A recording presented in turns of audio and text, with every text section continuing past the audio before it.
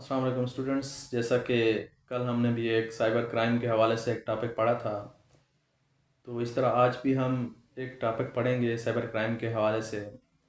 जो हमारे पास आज टॉपिक आता है वो आता है crime against computer targeting to technology.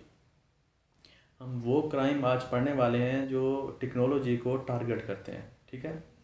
अब टेक्नोलॉजी क्या होती है? टेक्नोलॉजी आज के दौर में ये हमारे पास मोबाइल फ़ोन्स हैं, हमारे पास कंप्यूटर सिस्टम आते हैं, ये हमारे पास टेक्नोलॉजीज़ हैं। ठीक है। अब ये कैसे मुतासर होते हैं?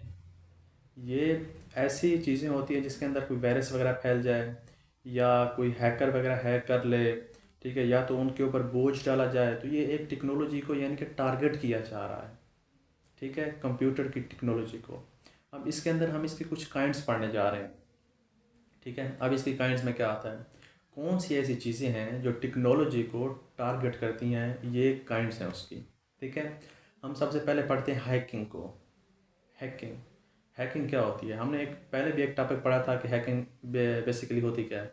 हैकिंग होती है कि किसी की परमिशन के बगैर उसके सिस्टम के अंदर घुस जाना। ठीक है।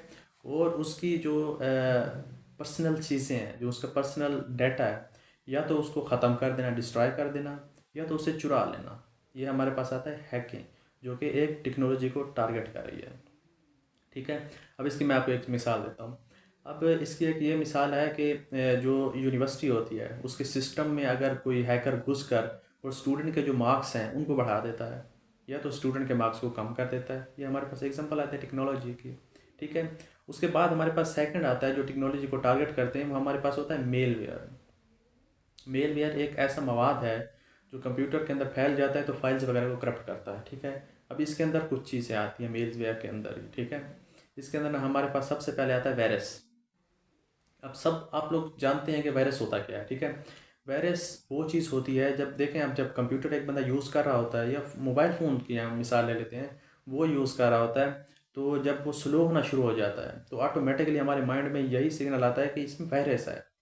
ठीक है। वायरस वो चीज़ होती है जो किसी चीज़ को स्लो करे, किसी चीज़ को ख़त्म आहिस्ता आहिस्ता कर ख़त्म करने की कोशिश करिए, हमारे पास वायरस आता है। ठीक है। उसके बाद हमारे पास दूसरा आता है वॉर्म्स। ठीक है। ये जो वॉर्म्स होता है ये भी एक वायरस की तरह ही होता है, जो एक कंप्यूटर के अंदर, एक सिस्टम के अंदर, एक टेक्नोलॉजी के अंदर घुस जाता है तो उसकी जो फाइल्स हैं उसको ख़राब करना शुरू कर देता है। ठीक है। ये हमारे पास वॉर्म्स आता है। उसके बाद हमारे पास आता है ट्रोजन। ट्रोजन एक ऐसी फाइल होती है, गौर से सुने, जो एक ऐसी फाइल होती है जो बाज़ाहिर तो ठीक तरह से नज़र आ रही होती है, लेकिन वो अंदर से सिस्टम को जो है ना वो डिस्ट्रॉय कर देती है, उसकी फ़ाइल को जो है ना करप्ट कर देती है, आहिस्ता आहिस्ता करके ना सिस्टम ख़राब कर देती है पूरा। अब इसकी मिसाल आपको देता हूँ। फॉर एग्ज़ाम्पल, जब हम वेबसाइट से कोई मूवी डाउनलोड करते हैं, ठीक है, तो वहाँ से वो सबसे पहले एक ऑप्शन देता है कि ये दिस दिस ऐप या this movie harmful for your device. हमें ये ऑप्शन दी जाती है। ठीक है। ये ऑप्शन दिया जाता है इस चीज़ के अंदर हार्मफुल का। ये चीज़ हमारे पास आती है ट्रोजन। बाहर तो हमें ठीक नज़र आती है लेकिन अंदर से वो फाइल्स को करप्ट कर देती है। ठीक है। ये भी एक टेक्नोलॉजी को टारगेट किया गया। स्टूडेंट्स, इस तरह हमारे पास एक और आता है रैंसमवेयर। हमारे पास आता है रैंसमवेयर। अब रैंसम का सबको पता है कि क्या मतलब है। रैंसम का मतलब है तावान लेना। ठीक है। ये वेयर एक मेल वेयर की काइंड्स में आता है, रैंसमवेयर।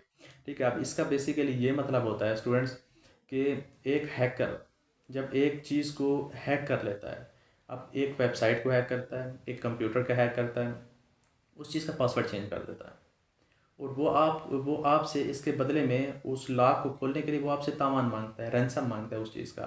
ठीक है।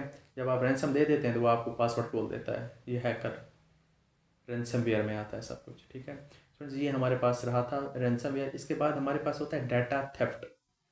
हम इसको पहले भी पढ़ चुके हैं लेकिन अब मैं दोबारा भी आपको बता देता हूँ। डाटा थेफ्ट क्या होता है कि किसी की विदाउट परमिशन किसी भी पर्सन के डेटा को चुरा लेना। ठीक है। ये हमारे पास डाटा थेफ्ट में आता है। अब कैसे? अब शॉपिंग मॉल है, शॉपिंग मॉल के अंदर जो है ना बहुत सारे लोग शॉपिंग करते हैं। शॉपिंग करने जाते हैं तो वो अपना जो क्रेडिट कार्ड होता है वो स्कैन करते हैं। अब उनके जो सिस्टम होता है उनसे जो है ना उसके जो नंबर वगैरह होते हैं कार्ड्स के, वो हैकर चुरा लेता है।